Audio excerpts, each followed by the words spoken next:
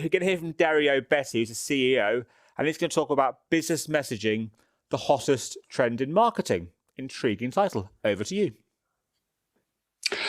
Hi there. Hello, everyone. Thanks for the presentations. Yes, messaging is transforming many things, and it's transforming marketing, we believe, as well. So you introduced us perfectly. We are a trade association, a MEF, and we are in a kind of a body, a think tank separate. Where our members pay us for thinking and finding some numbers. We're sharing them with you today. Well, you wouldn't need necessarily math to tell you that messaging is really big out there. Just have a look around and see what people are doing in their car, in their office, in their home. Is messaging the most frequent activity done in a day by a smartphone user? And no, it's not just frequency, it's actually takes up a lot of time. So not surprised that it's changing a lot of things on how we do it personally. But a bit of a history and a bit of terminology, excuse me, I'll try to be very brief. But P2P, person-to-person messaging for family and friends has been around for a long time. And since the early 2000s, so has been business messaging, because by 2005, people or companies realized that they could use that for alerts. They're really not the sexiest things on earth, let's say, but very effective to convey information to lots of people. By 2010, we've heard, it's WhatsApp now, it's WeChat in China, it's RCS for Google and mobile operators coming together. So a lot more of platforms that have honed on tools for marketeers for actually selling, communicating, servicing customers. So that has created, together with success of messaging and these new tools, what we call conversational commerce. So A2P is when applications send messages to people, A2P, but also we now have P2A. Now it's a real conversation, thanks to AI and other things. You can actually start a conversation with a brand. Now, if you are a marketeer, that should be a wet dream. That's a personalization of a brand. You can actually relate to a brand, just like it being a friend or somebody else. And we know eventually if it's turning to social messaging there, your friends, your users are starting talking about you and making marketing for you. That's TikTok, Instagram. No time for talking about that. We got 5 minutes. Have to be fast. Now, this is how it looks like. It's a messaging application. And pretty much, however, looks at the integration of product catalog. You can have your features of the phone, your calendar, your payments automatic there at your fingertips, your location, and eventually you can talk to somebody as well, which is always a good thing. Now, maybe you might be asking, so how many people out there are using it? Is it real? Is it done? Well, TV viewership, it's according to our numbers, it's 3.5 billion people. Ad interaction, internet users, 2.5 billion. SMS users, it's 3 billion already. It's interactive. It's not their reach. But as we've seen, the richness in multimedia is coming.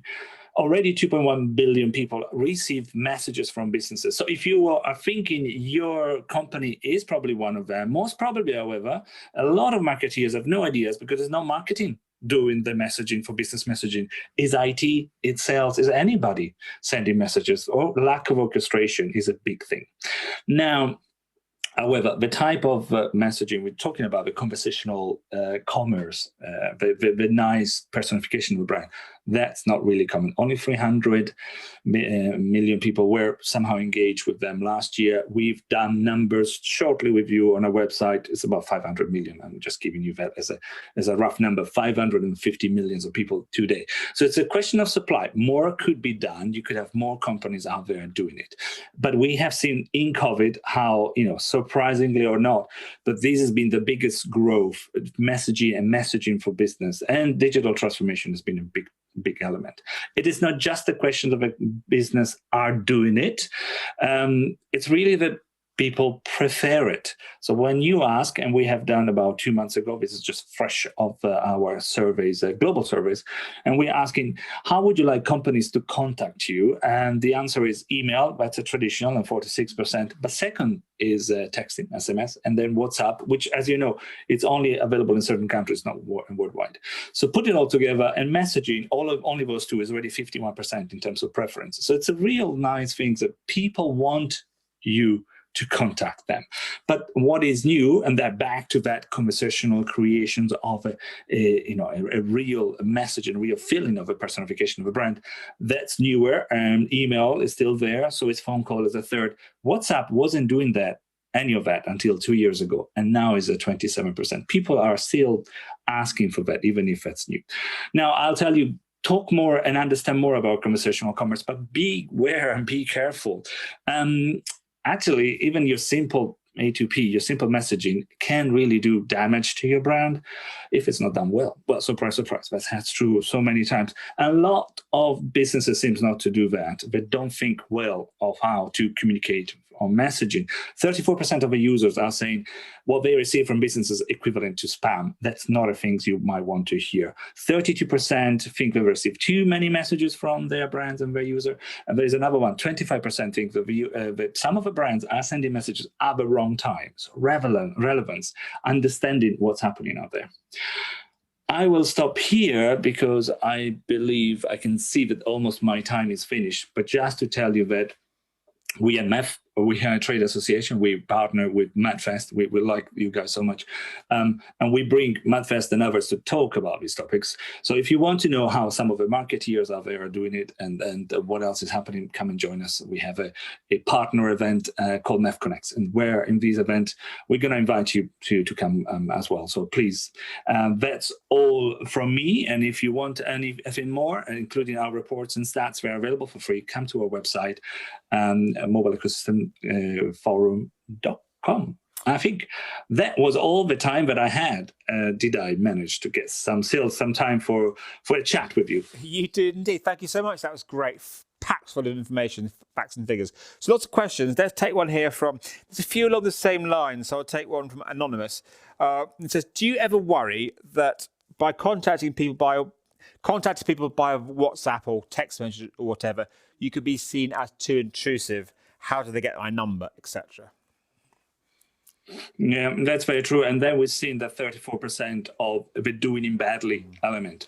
Now, it's actually the opposite when we ask. Some people really want you to use that channel because it's less intrusive than many others or more available, etc. I think the real answer is how are you doing it? And if you're in Europe, GDPRs and others, and what channels are used and our securities, have you got the right? Have you asked them to engage? When we talk about conversational commerce, we also talk about a new mechanism.